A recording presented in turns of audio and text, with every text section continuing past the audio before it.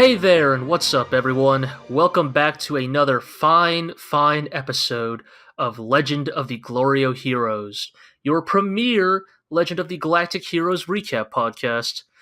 We're here to watch the original 1988 OVA, get sad about it, and think about the startling implications of its messages and their stark relevance in 2018. I'm your host, G, and with me, as always, to help me work through these episodes is my co-host, Iro. Hi there. Yup, we're here at the premierest, the finest political commentary that really should not be relevant 30 years later, but boy is it. But somehow it is. As we might seem to be implying, we are talking about episodes 19, 20, and 21. You have the episode titles for those? Episode 19, The Young Fleet Goes Out. Episode 20, Bloodshed in Space. Episode 21, The Battle of Doria Starzone, and then... ... end quote. Yeah. So, as it might sound, as we were implying, talking now, these three episodes are... Boy, I feel like I say this every week. It's an interesting trio of episodes. We have some high highs and some low, very lows in this trio of episodes to talk about. And kind of runs the gamut, really. So let's just roll into it. Yeah. So we start off with episode 19. The Yang Fleet goes out. We are reminded that the rebelling nobles are holding Geiersburg Fortress and kind of determined to make their stand here. An Iserlohn type space fortress or something like that. Yes. And Kirkias is in charge of pacifying the other regions. Right. While Reinhardt focuses on, the big target. But this is really just a springboard for Reinhardt to say, "But what's going on in the FPA?" And then the camera moves over to the FPA. Yes. So we meet Admiral Kubersly, who is the now new chief of the FPA fleet, when he is approached by none other than one Commodore Andrew Fork. Fucking motherfucker, Commodore Andrew Fork. He's just out of the hospital. His eyes are fine now, definitely. Yeah. After getting owned into a coma.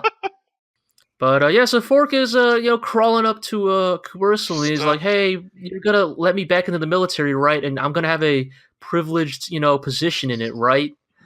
And Kubersly, sadly, what little we get of him, seems like a pretty alright dude. He seems, kind of, by the book, but by the book in a stern but fair way. And he's basically just like, if you want back in the military, you need a doctor's note. You need to go through the proper channels. Get your references in order.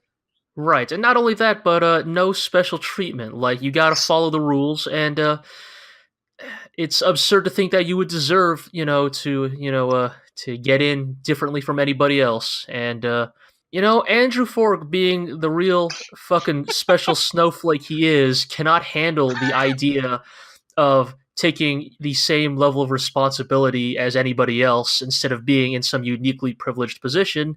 And he responds like any rational person would and fucking shoots Kubersly. Fucking pulls a gun and opens fire at Kubersly. Yeah, it's something, all right. FPA bodyguards kind of got to up their game because... What's the use of bodyguards if someone can just walk up and shoot a guy? Yeah. I don't know, maybe they live in like a more elegant, civilized era where fucking assholes don't just walk up to, to generals or admirals and just straight up shoot them. But this assassination attempt is kind of the flashpoint of the coup d'etat in the FPA. Kind of like fucking montage of, on this day, this planet was occupied by coup forces. The next day, this other planet was occupied by coup forces, etc., etc. Yes, it's very obvious that like the kind of the coup, the rebellions that were kind of bubbling up, that were kind of mentioned offhand in the prior episodes have kind of come to a head in a way that is far more drastic than I think either of us initially expected. Yeah. It happens fast for like a multi-planetary coup. Yeah, for a space government, it falls awfully quick. But To get this dumb scene of Bucock getting the news and basically going, "Oops, I guess I was warned about this, but I should have. I guess I should have done more. I don't know." I mean, look, I think Bucock was probably caught into that situation where, like, even if he trusts Yang and Yang is probably right, there's only so much he can do in his position without any proof. There's a lot of red tape and such. But then, on the other hand, the fact that he allows himself to get captured maybe says that, I don't know, maybe he should have been a little bit more on top of things. Maybe. But, This way, Yang gets a chance to solve the problem. I guess. Right. So Yang, who was completely aware that this shit was going to happen, is very much on top of this shit in a way that nobody else in the FPA is. Kubersly gets replaced with Admiral Dawson, who is referred to not with any particular adjectives, but the fact that the first thing they say is, Admiral Dawson is, and then their sentence just kind of trails off, which is maybe not the best way to describe the replacement for your head of the entire FPA fleet in such a time of crisis. Yeah. Kind of calls up Yang at Iserlohn and says, "Hey, Yang, you gonna solve this problem?" Right. Dawson, who is, for some reason, really dumb and petty and deeply jealous of Yang, because Yang is, I guess, young and successful, things that young people aren't allowed to do, is kind of making a very weak attempt at, throwing Yang under the bus here, but it doesn't work at all because this is Yang Wen Li we're talking about. He already had plans for this, so... He's immune to petty adults. Yeah. And he's about to, embark with his fleet to put down these rebellions when he finds out that, actually, no, we don't need to do that anymore because the old government has already been overthrown. Oops.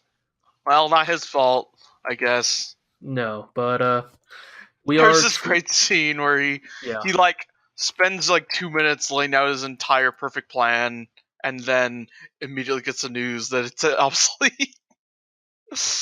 Yes, it's pretty fantastic when Yang is just kind of painstakingly explaining how his perfect plan is going to go, and the more and longer it goes on, the more you're like, either this is going to fail horribly, or he's never going to get the chance to use this plan at all. I mean, that rules of storytelling, right? You never explain the plan beforehand because unless it goes wrong, because otherwise it's a spoiler.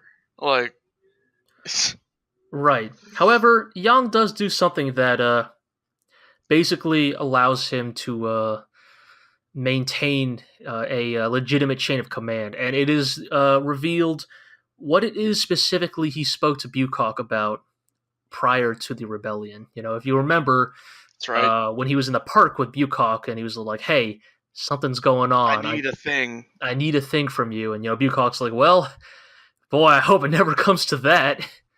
Mm-hmm. And it turns out that Yang received Bucock's verbal agreement that in the case where the FPA has fallen and been taken over by a rebel government, Yang is to be given full authority and control over the loyalist FPA fleets.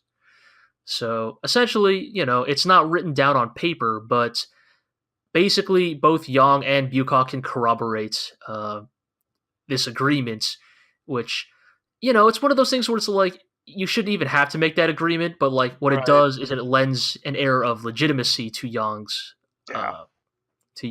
faction. And in many ways, maybe that speaks to Yang beginning to get a better understanding that he cannot just play, master tactician, but there is also a politics game here to be played that he also needs to master.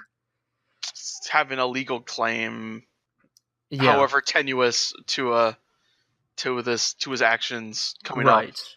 Because he's going to need it, because he is now dealing with the new FPA government, otherwise known as the National Salvation Military Council. Yeah, who pop up on the monitor and read out their new constitution. Yes, and there are some. Look, there's some okay things in that constitution, like let's hang all the politicians.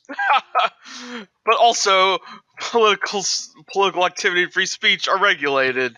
Yes. Martial law is in effect. All spaceports are under our control. Speaking ill of the military is illegal. So, welfare is abolished because it's weakening the public. Right. They abolish welfare. So, some good, some bad. And but more surprising than the takeover by our new government is its leader, none other than Admiral Greenhill. Yes.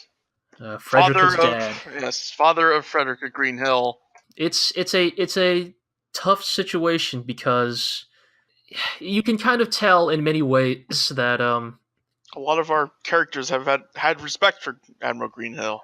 Right, that Greenhill has up till now been shown to be a pretty decent guy, we're not necessarily shown he's some super genius or a humanitarian, but by all intents, he's shown himself to be a decent and competent leader of men. He was on the short list of pretty good guys in the FPA, right? Which grows ever shorter by the week. But it's interesting because at first you're like, why would Greenhill do this? But then here's the thing, right? You kind of think about, what the National Salvation Military Council is saying, and you're thinking about what are their primary motivations, and you can see how someone like a moderate like Greenhill could not only get swept up into it, but would even volunteer to lead the whole thing. Right. Because assumes he could be a moderating force. Right, because Greenhill, like many of the more experienced and intelligent, FPA commanders, knows that the politicians in the FPA suck. They really suck. They're the worst.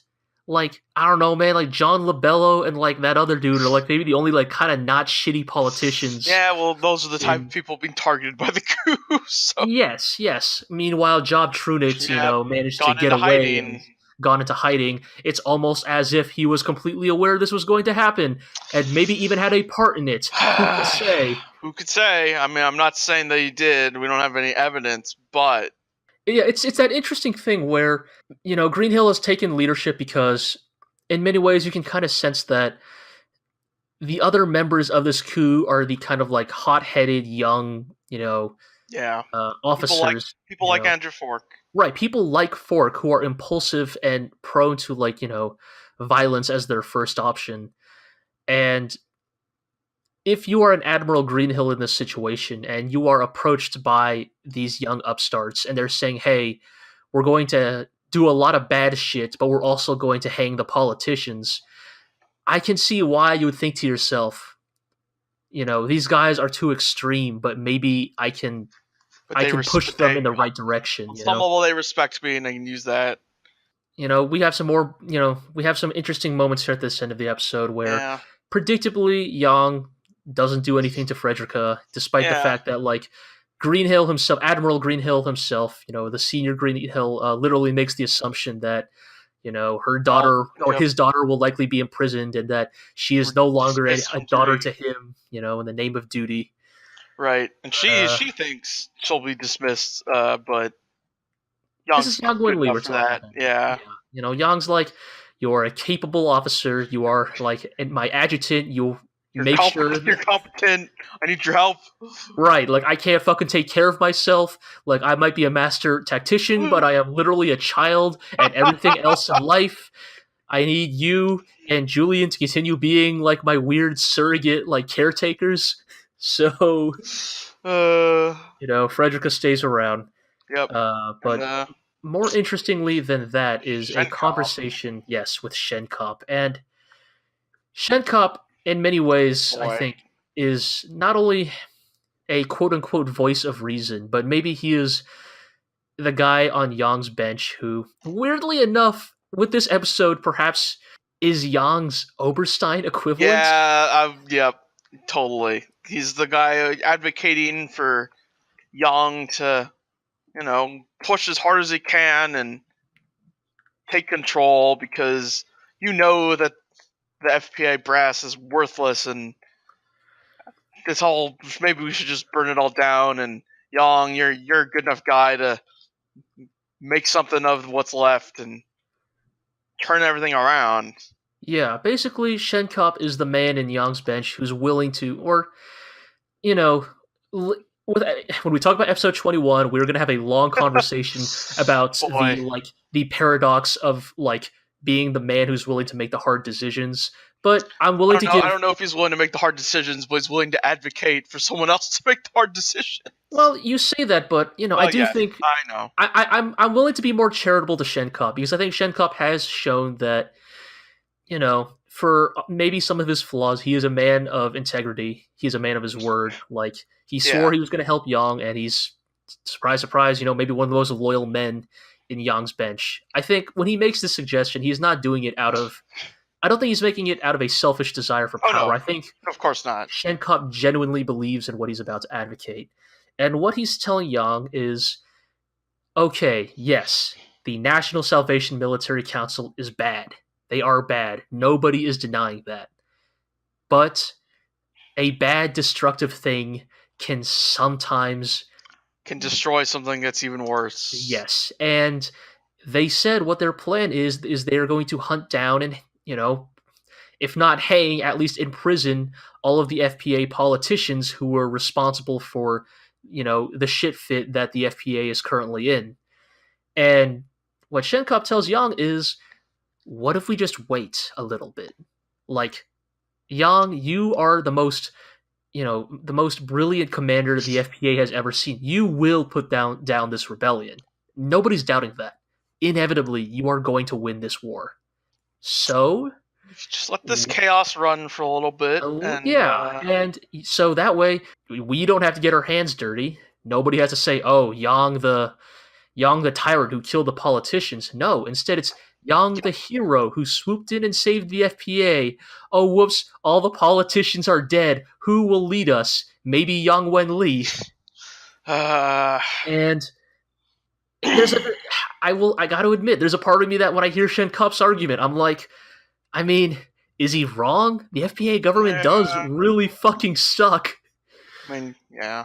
Yang refuses to play along, though. Right, but this is the thing that reminds us all why Yang Wen-li is such a great character. Why Yang Li is the best boy. Yes, because Yang, he basically tells Schenkopp, like, you're right. Like, the FPA government does suck. It hella sucks. I have a million problems with the FPA government, but I will fight to protect it, because what good is a democracy that is so fragile that it can be swept away just like this? Like, what are we fighting for then? And I think more than anything, like, if for some reason you made it this far and you think Yang just talks a big game, like, this is your proof that Yang truly believes in what he's saying. He truly believes that democracy, that we have to believe in the system. From a certain point of view, he's just like, the phrase, like a doomed moral victor at this point, though, right? Like, I mean, that's kind of the worry, right? It's because here's the thing. Yang is the kind of character who, I guarantee you, is going to keep doing good things, is going to keep being a good person. Yeah. And I'm willing to bet he will be punished each and every single time for it. Yep. Totally. Like, he has been so far. Like, yeah, so what else, why would it change now? But that's why we love Yang Wen-li so much, right? Like, Totally. And because that's the thing, right? Like, he's got to beat this rebellion. He's going to reinstitute the FPA government. And how much do you want to bet that very same government is going to screw him over the first chance they get? Oh, yeah. Absolutely. I don't think that's even a question. But you know what? He's going to do it anyway. Because according to his principles, it's the right thing to do. Right, and not only is it the right thing to do, but, this is why the FPA is worth fighting for, because it is a system where things can change. This is not the Empire. This is not the Empire, which has existed in the same political state of being for centuries. Like, ideally, a democracy is built so that its legislation can be changed. Right. yeah, it's you know what, in 2018 sometimes it's very hard Yeah, to and that's why this show is particularly relevant. yeah, it's sometimes hard to believe in, I don't the know. merits of a functioning democracy, but Elections coming up. Maybe things will be better in a month from now.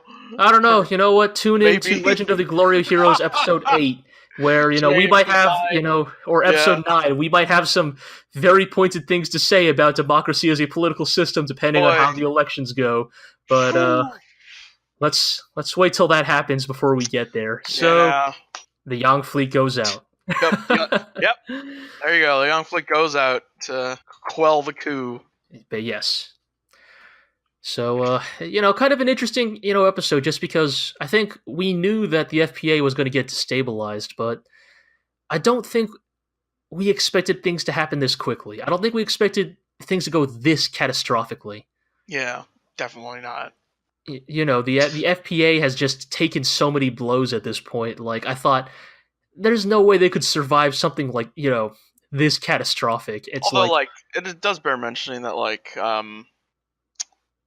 it's a little hard to tell sometimes just because of how the show is presented, but a fair amount of time is passing. Like, I believe the Battle of Ovlessor was the prior year, and now we're in April.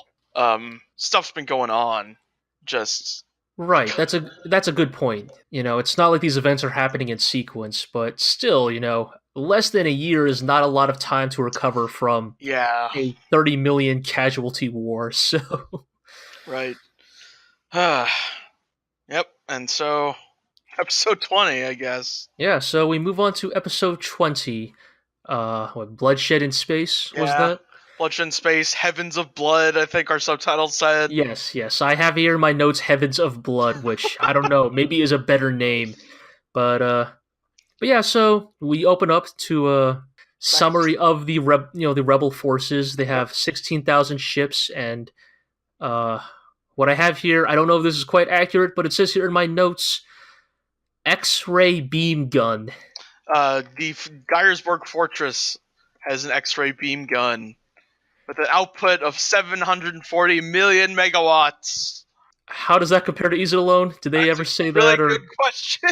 because I don't know, X-ray Frankly, I beam don't gun remember. is a good ass name. Anyways, so we open up with Braunschweig, leader of the rebel nobles, basically addressing all of his admirals and being like, Laying "Oh, I out his got it." master plan Yeah. to be Reinhardt. Yes, Braunschweig's master plan that is truly the equal of Reinhard is he's going to he's basically going to Set up fight 9 Pokemon trainers on this bridge, and Reinhardt's gonna battle them all. And by the time he reaches Geiersburg, he'll be weakened. But Yes. Merkatz is like, he could just walk around those 9 Pokemon trainers, right? Well, not only is that, but Merkatz even argues, that because we are the ones on the defensive, he could attack one, just hang out there and recover, attack the next, hang out and recover. Go back to the Focus Center. Right. Like, there is literally, we're the ones that can't leave. Like, Also, all you you're could doing just attack is us directly, and, right, and or all just our forces here are over there, and we'll be screwed. right. Like, essentially, your plan is going to split the fleet and let our fleet get bloodied piece by piece, while he is the one who has the capability to recover. Mhm. Which, I suppose, in Braunschweig's favor, he's like, huh, I didn't think of that. What's your suggestion, Merkatz? Then we'd get some other Empire dudes Right, who are so like, no, I think Braunschweig's got a good idea. well, it's not even that, but well, to give it some context, so Merkatz basically argues that what we should actually do is treat each of these 9 outposts as essentially a listening post with a scout fleet, Mhm. and that when Reinhardt attacks, we just fucking cut and run, and eventually kind of draw them in, and we try to decide this in a decisive battle here with all our consolidated forces. It's not an ideal plan. It's not even that innovative of a plan, but considering the resources we have to work with, our best bet to take down Reinhardt is just to hit him with everything we have in one place instead of splitting up our fleet. But then we have one Admiral Staaden who's like, actually, what we should do is split our fleet in half, and then half of it go capture Odin while Reinhardt is over here in space. And, because... Yeah. Sorry, go ahead. I do want to highlight another character here, Count Alfred von Landsberg. I think when we were watching, I was just like, this is just the Empire's Andrew Fork. Oh, yes. It's like shitty yes man who's like, yeah, that's a great idea. Right. I'm overflowing with admiration for you. Yes. There are some shitty, like, other admirals and officers in this meeting who are just, like, just jumping at the chance to suck some dick. Unfortunately, Braunschweig decides to go with Staaden's plan. Yep. And then we had this great conversation where, like, I think Merkatz's adjutant is like, why didn't you disagree? Like, that's a stupid plan. We all know it's a stupid plan. And Merkatz is just like, fuck it. Like, the second... They'll never listen to me anyway. Right. Like, A, they'll never listen to me. And B, the second that those dumbass admirals came up with that plan, we have to write them off as assets immediately. Like they are no longer... Like, they are no longer viable assets in our planning. We just have to come up with a new plan now with, our new, new numbers we have to work with. And we had a good conversation where... Reinhardt calls in Mittermeyer, talk to him. You studied under Staaden, right, at the academy? Yes. He asks Mittermeyer, basically, so what do you remember about Staaden? And Mittermeyer's like, he has a good handle of theory, but, like, he is way too beholden, to establish planning, and we called him Succumbed to Theory Staaden. Oh, what a great dumb nickname. Yeah, it's a fantastically dumb nickname, especially from a guy who is known as the Gale Wolf. Yes. But basically, Reinhardt's like, all right, well, Mittermeyer, you deal with this, okay? You've dealt with this guy before. Right. So Mittermeyer decides to, to take the fight to Staaden, and Staaden's plan is, or not Staaden's plan. Mittermeyer's plan is basically to set up a gigantic minefield between him and Staaden. Yep. And then just kind of hang out in the back. And the reason this works is because, Staaden seems to be suffering from the stomach flu. Yeah, space tuberculosis. Yeah, I don't know mega what stomach the fuck flu. is with it. But also because Staaden is surrounded by a bunch of young, impulsive officers who are all like, hey, wait, he's just standing over there. We got to go fight him. Like, he's a coward. Let's go take the fight to him. And in Staaden's credit, he's like, no, you idiots, it's a trap. Like, that's exactly what he's expecting us to do. But everyone is so hard on, no, we need to go get him. Right, so basically, like, the rest of Staaden's officers are all, like, too hot-headed to listen to reason and, clearly do not respect the chain of command. So, not only that, but then they get fed false info, which convinces Staaden to get hasty. It's almost as if Merkatz had the right idea, because Staaden takes the fight, or tries to take the fight to Mittermeyer, and promptly gets completely and utterly destroyed. 70% casualties, I believe. Yes. Which forces Staaden to retreat to Rentenburg Fortress, yes. I believe. Another floating space fortress. Yes. But this one, they cannot afford to blow up. They need to capture, so they will need to Reinhardt says they'll make a good beachhead for Geiersburg. Yes, so they need to attack through by infantry. Yes, but unfortunately, Rentenburg Fortress is guarded or led by what's his name, Ovlessor. Ovlessor. Yeah. Otherwise Admiral known as. Ovlessor. Is he an admiral? I think so. I mean, he's a commander, but... High Admiral Ovlessor. Okay, sure then. High Admiral Ovlessor, otherwise known as the Armored Grenadier Commander. And the reason for this is because this dude like for those of you who have watched Game of Thrones, this dude is basically the fucking mountain in space. This guy is like fucking 8 feet tall, got this big ass red beard, and his axe is like 3 times bigger than everybody else's. Just fucking And murdering dudes. speaking of axes, we finally get to see the Imperial infantry powered armor, which is some good shit because their helmets are just skulls. They got Zaku tubes. And everybody fights with axes because, like, you know, at this point in the show, like, the show assumes that the viewer, like, understands that Zephyr particles are just kind of standard protocol. Right. I mean, we saw in the Taking of Iserlohn that you just flood the place with Zephyr particles, someone pulls the trigger on their gun, and everyone dies. Right.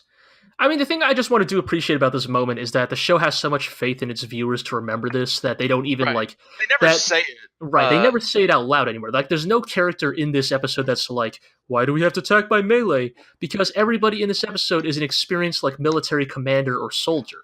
Like, they just know. Like, you don't need to, like, send in a recon team to check if they filled the area with Zephyr particles. If they're preparing for a boarding action, they will have already done so, and you should fight assuming as much. Right. That's just why we send in people with power armor and battle axes. Yes. But, and crossbows. And crossbows, yes. But, unlike Schenkopp and his boys, it goes really, really poorly for Mittermeyer and Royenthal's embarkment team, because Ovlessor is just kind of kills like 3 dozen people by himself, like chopping his way through their entire invading army. He's fucking stacking bodies like waist high. He's just completely destroying. And like Mittermeyer and Royenthal are like, huh, yeah, I guess this is kind of how this was gonna go, huh? And you know, they're kind of like, well, you think we could take him? No, God, no, of course not. Like, you look at that man. Look at the size of that axe. I don't want to fuck with him. Like, you know, just like the Taking of Iserlohn, just a fantastic, you know, episode where you just get to watch this man fucking cleave his way through half a goddamn army.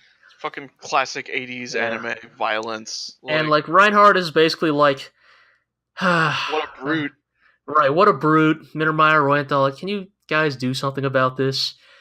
And then...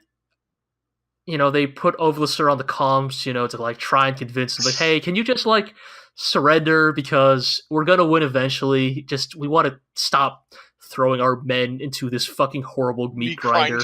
Yeah. And this is when Ovlessor makes the fucking grave mistake of insulting Reinhardt's sister. Oh, well, and, that turns... you know, Reinhardt into angry Reinhardt, who is perhaps not as dangerous as angry Yang, who has submitted to the power of the Satsui no Hado. Yes, but angry Reinhardt, still a force to be reckoned with, because he tells Mittermeyer and Royenthal capture him alive. Yes. Or no, yeah. Or was it capture him alive, or was it as godly as... First he's like, I just kill him as godly as possible because he's such a brute. Right, but, right. Then Ovlessor is like, oh, you're sissy like your sister. Right, and then he's Reinhardt like... gets mad. He's like, fucking take him alive. I will cut out his tongue with my bare hands. Yes. And so...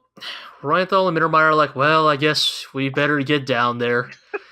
You know, and so they get down there where they're like, man, boy, there sure are a lot of our fucking bodies here. But they come up with a truly ingenious trap to capture Ovlessor. The old Team Rocket special. Yes, the old Team Rocket special, where Mittermeyer and Royenthal stand in the middle of the hallway and are like, hey, Ovlessor, you suck, come get us. Which Ovlessor totally fucking falls for, and then falls into a pitfall trap that was dug by Mittermeyer and Royenthal, or excuse me, Jesse and James. Who's Meowth in the Empire? Is that Oberstein or something? Is it Binfield? Binfield Meowth. Binfield Meowth. Binfield, that's right. I don't know. Sure. Bittenfield spent years learning English in the loft of a casino dance studio. Anyways, so they finally bring in yes. Ovlessor, and basically Oberstein's like, actually, let me do something with him. And, Yeah. Reinhard being Reinhard's like, well, You say so. I really, see. really wanted to cut out his tongue, but I guess Kirky Eyes would frown on that, so... On some level, I feel like Kirk guys might frown even more on let's let Oberstein just do whatever the fuck he wants. Alright, sure. You're probably right, because what Oberstein does is some pretty ratchet shit. But, Oberstein basically lets Ovlessor go. He's like, you're free to go. Guys. He makes a very, token attempt to be like, well, why don't you work for us, I guess. And Ovlessor is like, no, eat a dick. Okay, and Oberstein fine. is like, darn, I guess we have to just let you go home. And so Ovlessor returns, but maybe Ovlessor conveniently forgot that the Empire does not take well to prisoners. Yeah. And really does not take well to admirals who lose fights and then return alive, because Braunschweig basically says the moment Ovlessor shows up, like, why did you return alive? Why did they let you return? You must be a traitor! Right, they must have bought you off, or they must have paid you. You must, be here to fucking steal our secrets or some shit. Obviously, the only option is to kill you. And Ovlessor doesn't fucking shoot him in the head. Right. Well, not before Ovlessor fucking batters his way through fucking half a dozen dudes. But then I guess shot in the brain, shot in the dome, just fucking one in the head, and it's. But everybody knows. Look, everybody Look, a lot of people fucking die in Legend of the Galactic Heroes, but the way Ovlessor goes out is pretty graphic. Pretty graphic, pretty brutal. It's like you see the bits of brain fly out and his body twitching on the floor. Yes. And in some ways, I think it's intentional to show how gruesome his death is, because of what you were alluding to, Iro, which is that they all know that Ovlessor is let's say a simple, straightforward man, to put it charitably, but if he turns traitor. If a man with such moral fiber as him turned traitor, who knows who else could be a traitor in the Lipstadt League? And so, right, Oberstein's plan to sow discord. Right, and not only that, but a lot of people were loyal to Ovlessor. They specifically mention a line where Ovlessor commanded a very deep loyalty in the men who followed him. Right. So not only have you sown discord in the sense of, oh shit, if Ovlessor was a traitor, then anybody can be a traitor.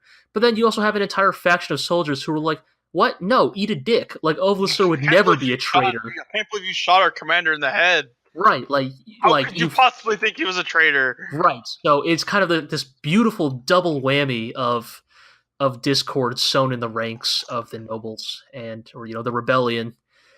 And, it's definitely that thing of Oberstein's methods are, pretty shady, but, in moments like these, they certainly do get results. Yep.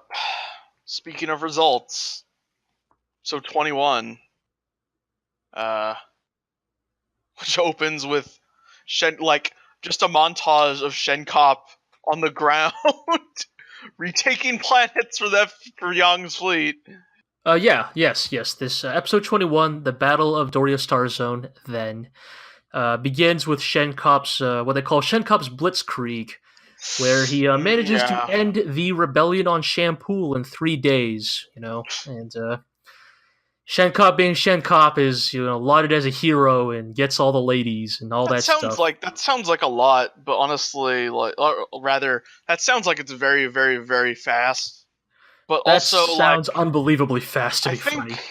If you go by numbers that they've stated so far, no planets in Legend of Galactic Heroes so far are population wise equivalent to 21st century Earth.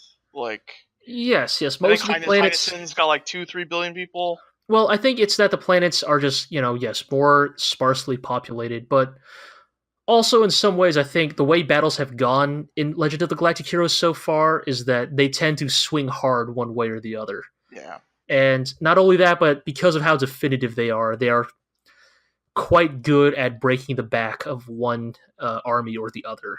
Mm-hmm. So I could definitely believe like Schenkopp lands on Shampoo and destroys the majority of the rebel forces in one battle. I can definitely see the rest of the rebellion just be like, fuck this.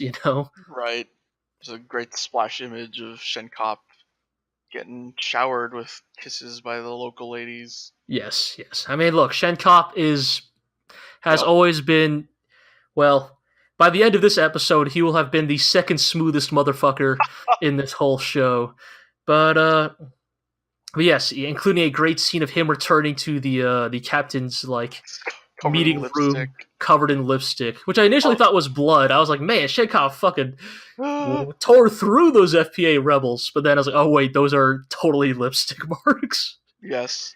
But he arrives just in time to meet Commander Bagdashu, who says he escaped from Luglanju's fleet.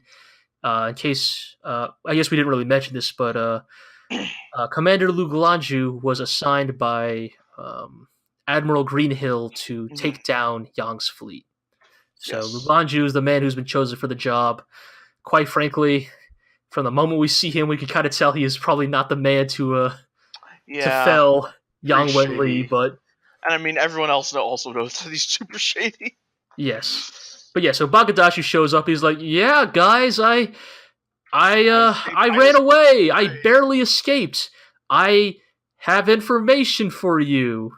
You should listen to my intel."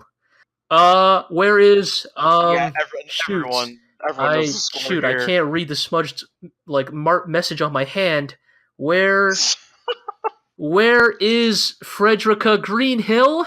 Oh, we left Freddy's alone because we just can't trust her after her father started leading the coup d'etat. Right. So, basically fucking everybody figures out, from the moment he shows up that Bagdashu is a spy who is specifically sent by Luglanju to try and assassinate Yang Wenli. Yes. But instead we kept Frederica Greenhill hiding in the med bay. In the med bay that thankfully tracks both a person's HP and MP.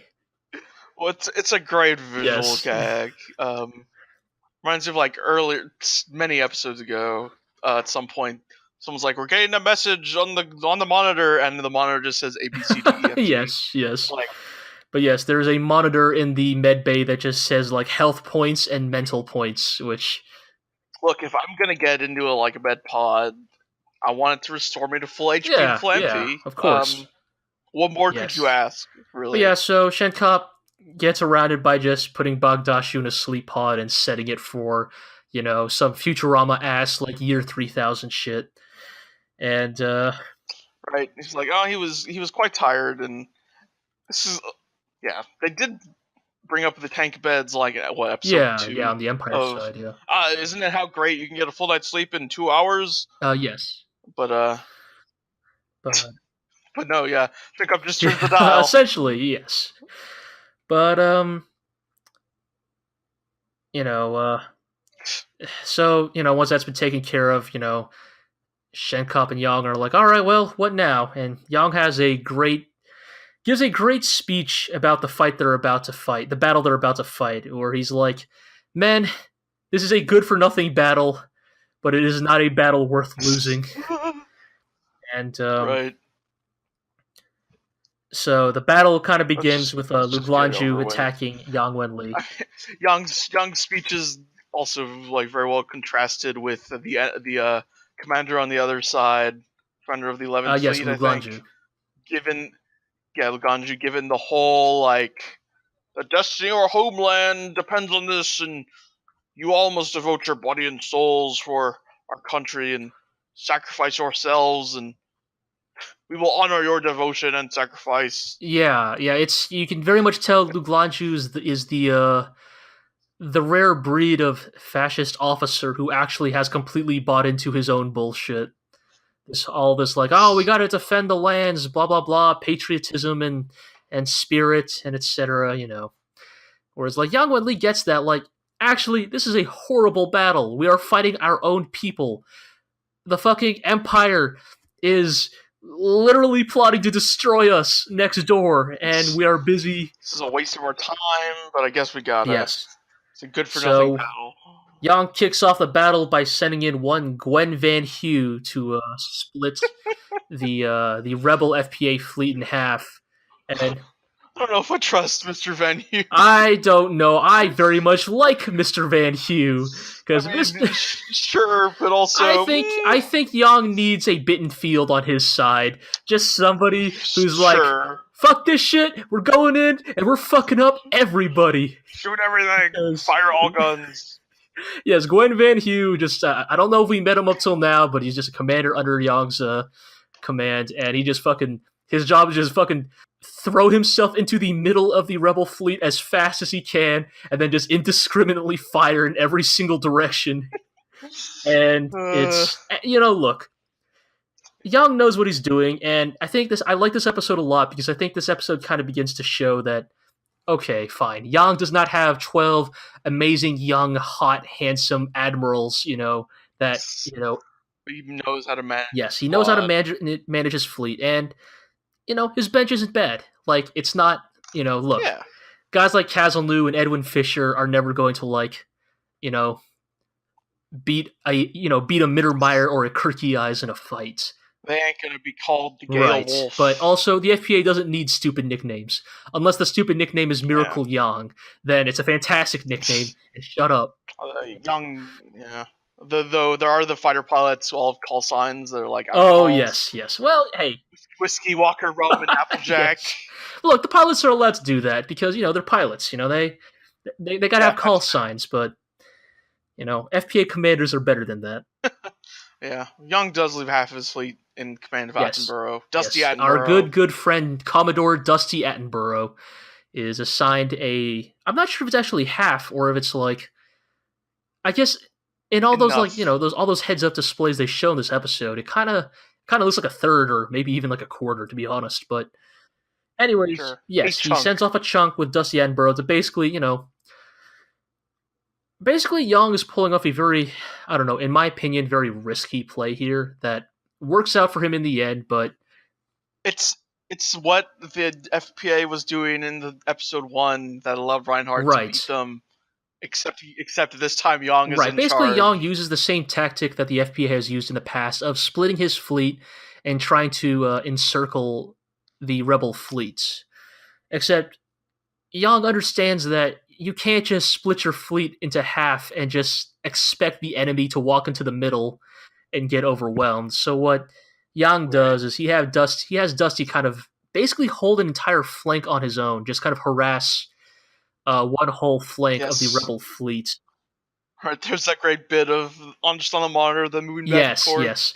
You have, look, Dusty learned from the best. So yes, Dusty's fleet kind of pulling an old Yang Wenli of repeatedly move back and forth in place to harass the enemy until they just get hasty. Yeah. But Yang's plan basically works. But the problem is that they totally trash the fleet. Yang trashes the enemy fleet, and tries to get them to surrender. But unfortunately, not only is LoGH a suicidal idiot, but it seems that the rest of his fleet are also suicidal idiots because when the writing's on the wall, when Yang basically is holding LoGH's entire fleet at gunpoint and is like, please, for the love of God, surrender. Like, we don't need to keep doing this. LoGH just shoots himself on camera. Like fucking, eat a dick. Long live the name of our government that's too long for me to remember at this point. But, and so Yang is... And here's the thing, right? Like, you might think, oh, he'll kill himself and the rest of his fleet will acquiesce, but apparently LoGH No. inspired a lot of loyalty in his men because they also fight to the death.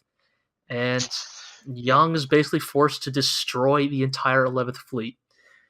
And, truly a good-for-nothing battle. Yep. Truly And, is.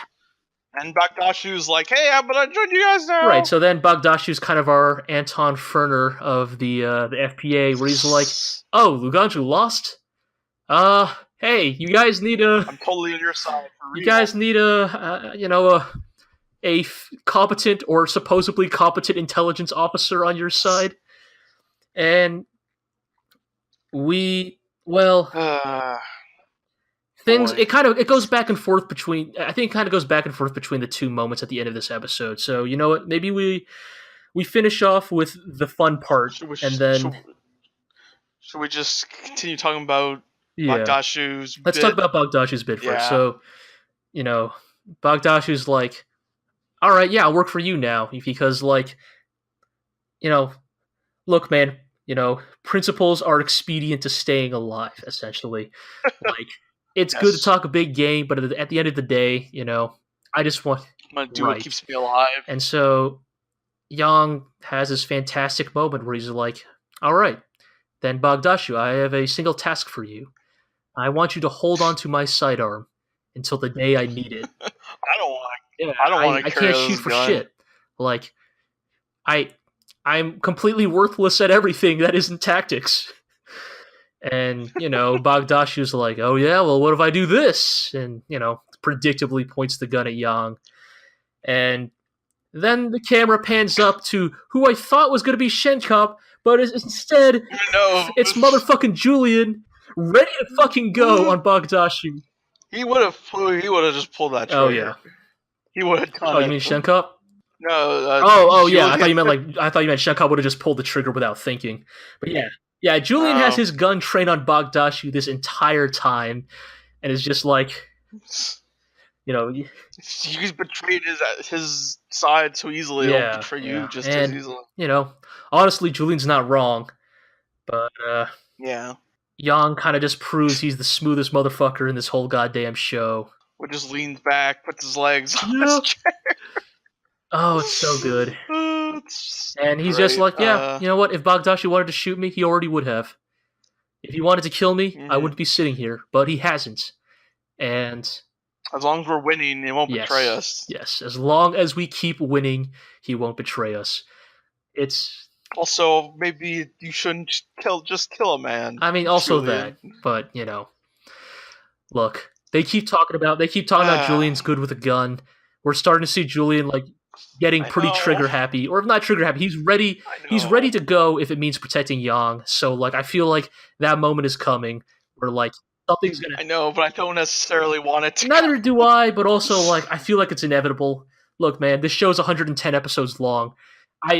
If Julian never fucking pulls the trigger this whole show, that will be impressive in and of itself. But I'm not sure that's it'll coming. happen. I know it'll happen. So anyway, and after being smooth, Yang gets the bad news of what happened on Heinessen. Yes, it's that. And let's rewind a minute here. Yes, I was about to get to that. So basically, we were kind of talking about these two moments, not chronologically because it kind of goes back and forth between the two. But the other moment in this episode is we are back on Heinessen, where we have Admiral Greenhill kind of getting the news that Yang totally fucked the 11th Fleet's shit up, and that not only that, but now there are protesters forming in the streets of Heinessen. And he's having trouble controlling his little council of right. Unlike Yang, Greenhill does not have a great bench. His bench is in fact filled mostly with fascists, and bad ones at that. So, they're all a little too trigger happy for their own good, which, could maybe speak to the naivete of Greenhill in this part, where he's like, you go deal with the protesters, but do it peacefully. Don't shoot anybody. That is my order. Don't fucking shoot anybody. I was saying my gut reaction, my extreme gut reaction was like, Green Hills is so dumb for expecting them to follow his orders, but you kind of set me straight there. He's not in a good situation. Oh, that's what you're talking about. Yes. So it's maybe worth talking about where, again, I don't necessarily mean to defend Admiral Greenhill. After all, he has overthrown the government and thrown everything into chaos, but in many ways, Greenhill is caught in a very unenviable situation that actually has some interesting historical precedent that perhaps speaks to Yoshiyuki Tanaka's familiarity with, in fact, perhaps his own national history. Because I believe in many ways Admiral Greenhill is, and his situation is meant to be something of an analogy for the imperial military during Japan in the during World War II, and not even just World War II, but the years leading up to World War II.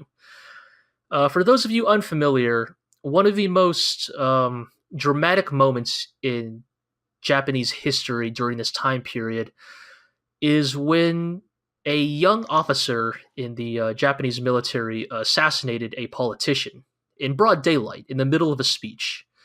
Just literally ran up and stabbed the dude. I cannot recall his name at this very second, but it was a rather, as you might imagine, stabbing a politician in broad daylight might be something of a minor controversy. But even more controversial than that, however, was actually the relative lack of punishment or condemnation from the military. The scary precedent this set for the Japanese military during World War II was if you were young and hot-headed enough, you could just kill your boss because you disagreed with them and take power. And this began to happen a lot. And it began to have some very disastrous effects on the composition of the Japanese imperial military. Because here's the thing. Let's say you're a hotshot young officer who's mad at his boss, and you tell your cronies, hey, fuck our boss, let's go kill him. And you kill your boss. And you're like, awesome, hell yeah, let's do it. And now you're the boss. You're the boss, dude. You have you're our boss now. As long as you still believe in our and as long as you never piss us off, you'll keep being our boss. Unfortunately, maybe now that you realize you are sitting in the commander's chair, that you have set a dangerous precedent that because it's okay to kill your boss if you disagree with him, now that you're the boss, your cronies probably think it's okay to kill you if you ever piss them off. Tug on the collar. And in many ways, that is Greenhill's situation. Greenhill has violently overthrown the FPA government. He has specifically shown to his underlings that it is not only viable, but encouraged to violently change governments. Yeah. The problem is this sets the extremely dangerous precedent for Greenhill now that if... They could totally just overthrow him. Is that if he were to ever overplay his hand, well, then his underlings are just going to overthrow him and, say what you will about Greenhill, but he's at least trying to keep the order, He says literally 2 or 3 times in this scene, we need to remember that unity is of the utmost importance, everyone. Yeah. It's the most important thing we have. Greenhill, actually understands, how precarious their situation is. They are the occupying government. They need to act as quickly as possible to prove their legitimacy to the people of the FPA. And, spoilers, shooting civilians in the street is an extremely poor way to prove the legitimacy of your government. There's 200,000 people gather in some stadium to rally for love and peace. Yes, even Vash the Stampede was there. Led by one Jessica Edwards. Yeah. Representative. Yeah. And the army shows up to restore order, Yes, so the military shows up and they're like, hey, break it up. No, protesting's illegal. Didn't you watch our stream the other day?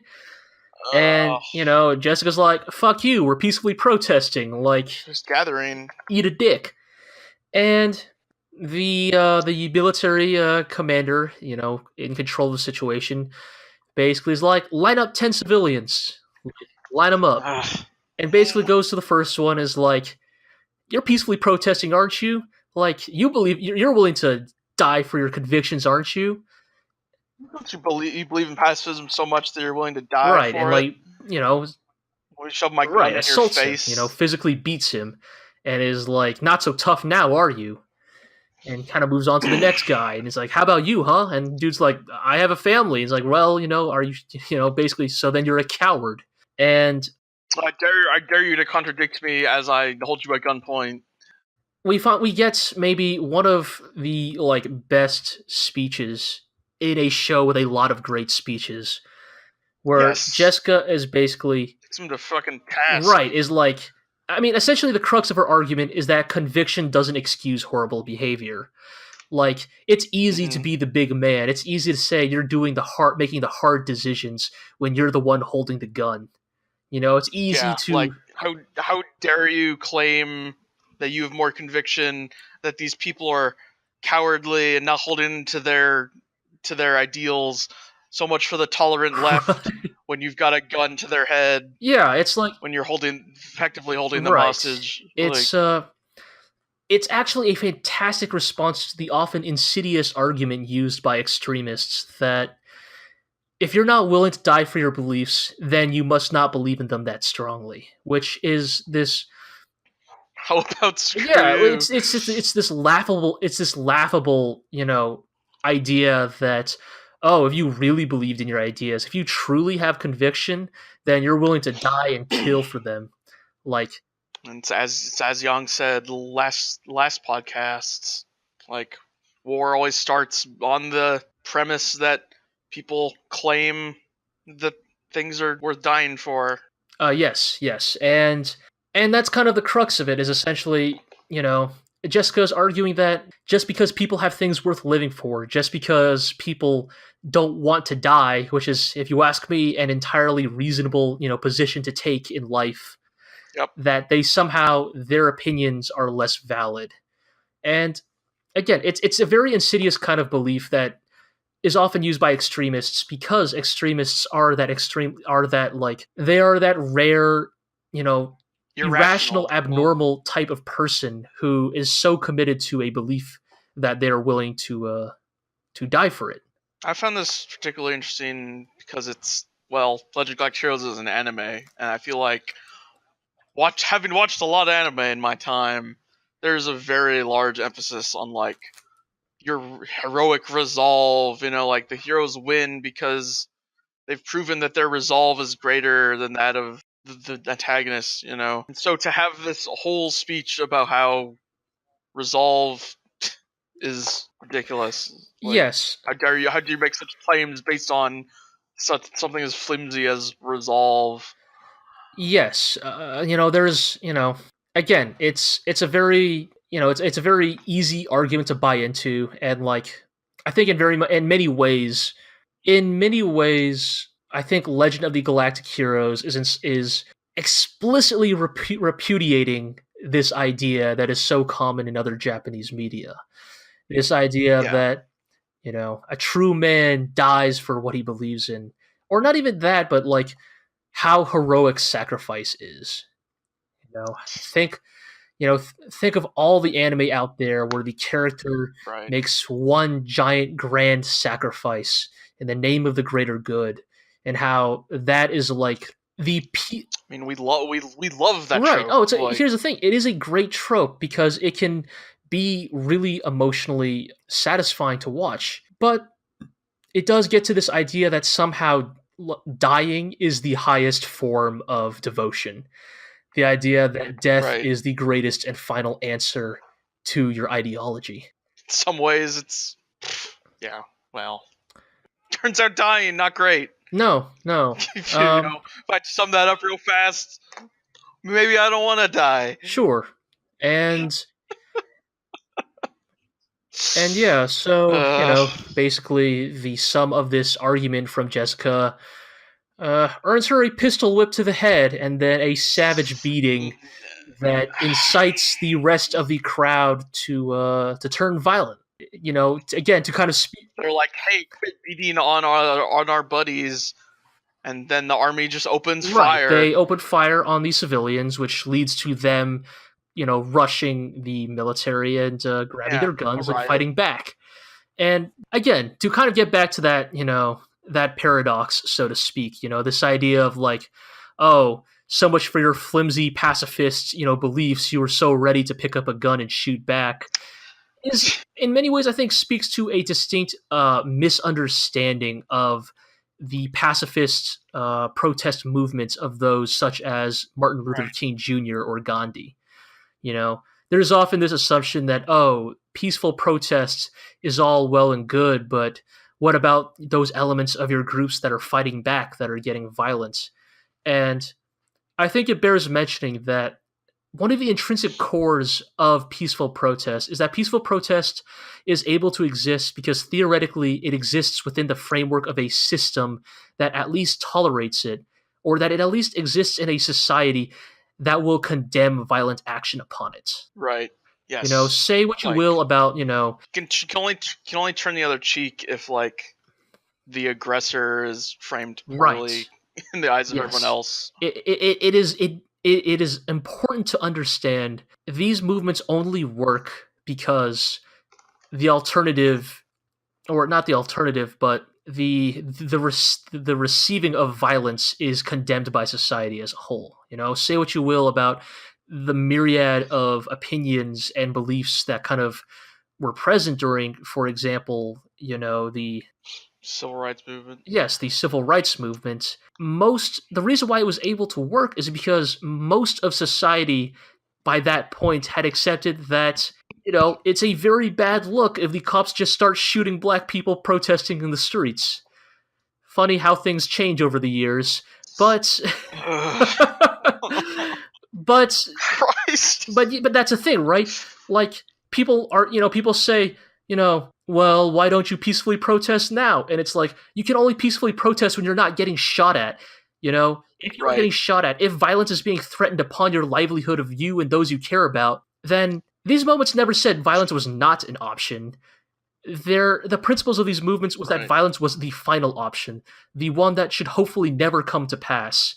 But when your military, when your acting government is actively murdering civilians in the streets, what are you gonna do? You gotta throw those Molotov cocktails. Right. It is an extreme bad faith of extremist movements to say, so much for the tolerant left. Well, you truly, right. Like, if you truly believed in your message, you just let us do whatever the fuck we want. Right. If you truly believed in peaceful protests, you would let us shoot you. And, if you truly believed in free speech, I should be able to say whatever I want to you.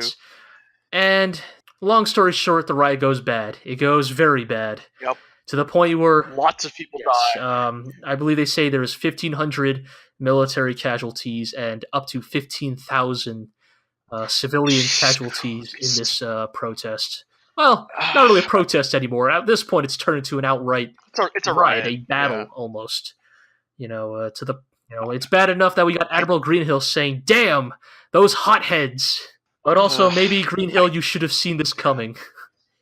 I hate that I could see this happening tomorrow. Like, yeah, in reality. Yes, for sure. Maybe not to the same scale as, Legend of the Galactic Heroes, but this idea that the things that we view in this episode are deeply uncomfortable to watch because of how starkly relevant they are in 2018. The increased polarization of politics and the various movements that inhabit it, and the just the very dangerous spread of a very decreased accountability, right, and the spread of a very specific violent type of rhetoric that deeply upsetting is growing more and more acceptable amongst certain groups. And maybe the way that Legend of the Galactic Heroes helps contextualize this into the real tragedy it is that Jessica Edwards is killed in the riots.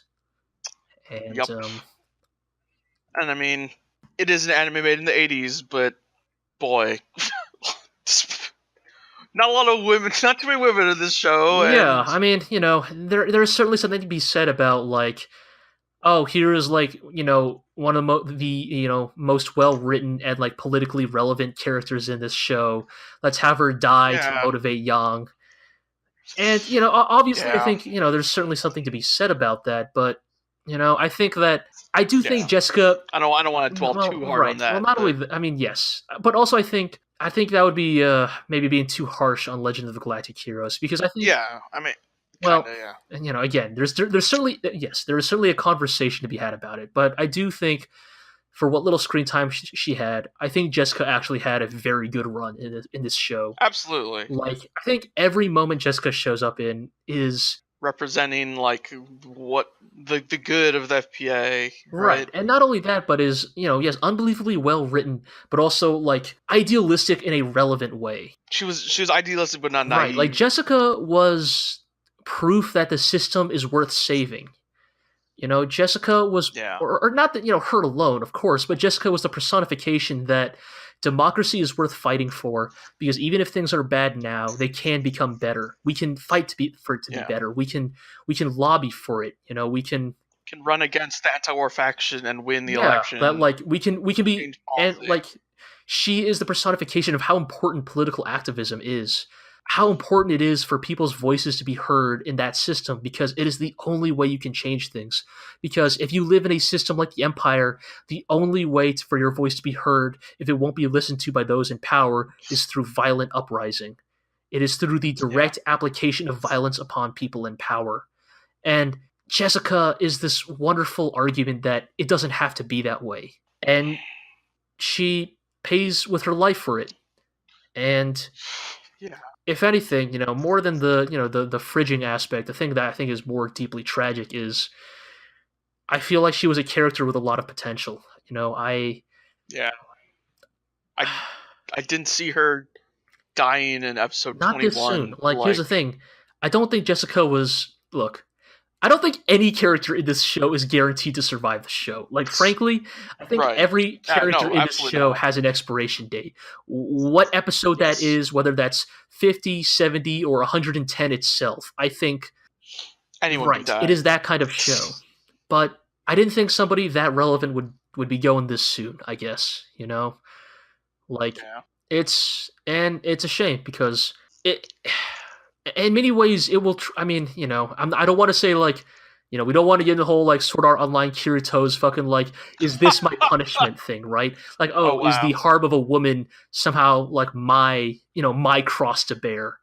But I will say No. I think that it's hard to phrase it like this, but I do think that in many ways it is moments like these that will truly test Yang's devotion Right. to the ideals of democracy. Because here's the thing, quite frankly, it's hard to root for the FPA. It really is. Like, Yeah.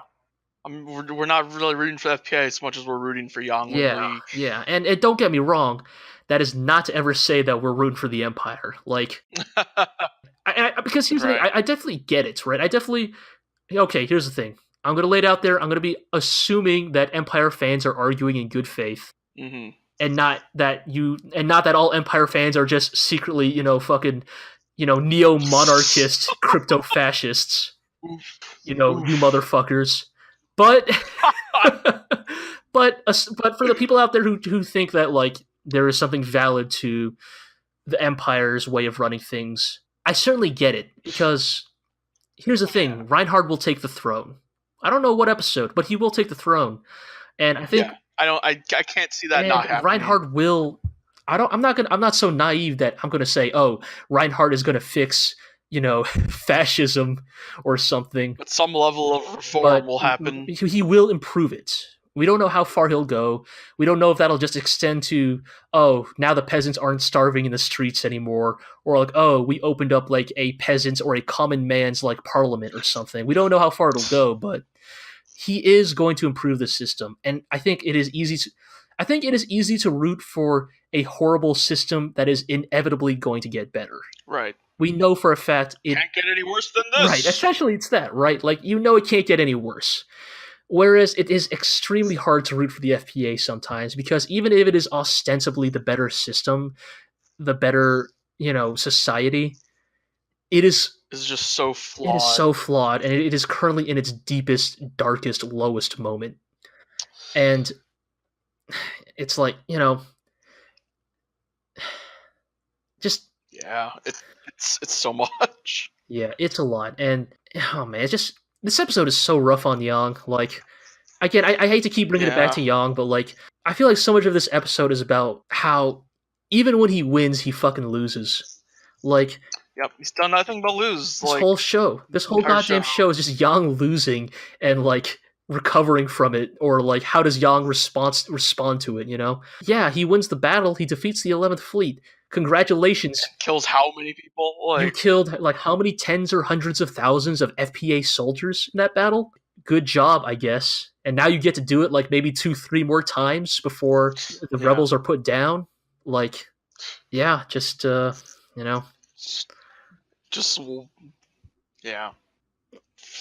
Front row seat to the collapse of democracy. Yeah.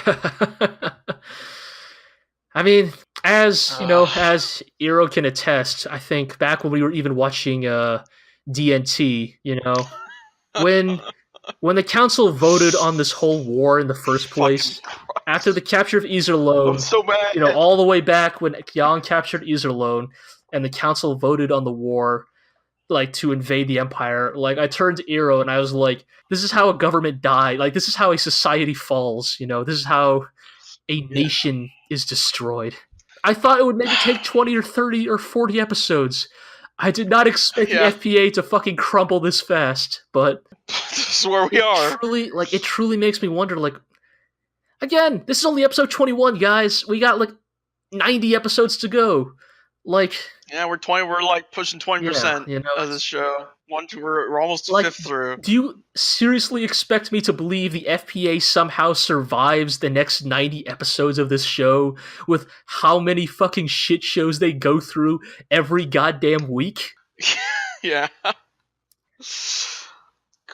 But well, it's. I guess we'll see. I guess we'll see indeed. Yep. I think we're going to call it a show, so we're going to do some housekeeping. So, as always, you can find the podcast and the rest of our content on the GLORIO blog. Talking too much today. At theglorioblog.com. You can follow us on Twitter at theglorioblog. You can find the podcast on YouTube if you just Google the Legend of the GLORIO Heroes, because we don't have a URL. So if you would be so kind, like and subscribe and leave a good review and all that good shit. We're on iTunes and Podbean and such as well. Yes, we are. You can always listen to our, sister podcast, the GLORIO Chat, which is kind of a more generalized discussion just about the, other anime that are airing that didn't air in 1988. Most of the time. I don't know, when did Gridman air? Oh, that's a good question. But, oh, and yes, you can watch Legend of the Galactic Heroes on High Dive. Oh, yeah. With that, I think we're going to call this another episode of Legend of the GLORIO Heroes. As always, thank you for joining me, Iro. Thank you. And until next time, we'll see you amongst the sea of stars.